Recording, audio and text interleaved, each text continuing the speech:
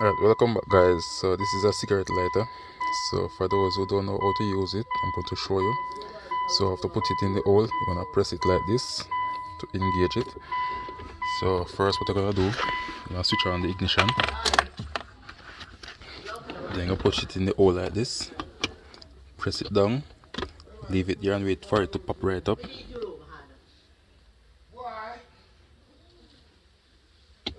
Alright, so now it pops up and it's get red. So I'm going to push it back right in and wait again.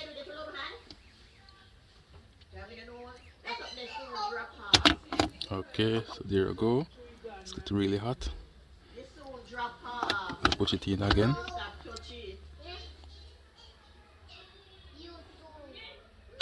And there you go. So now it's super red. So guys, if you find this video useful, please like, share, comment and subscribe to my YouTube channel. Thank you all for watching. Bye.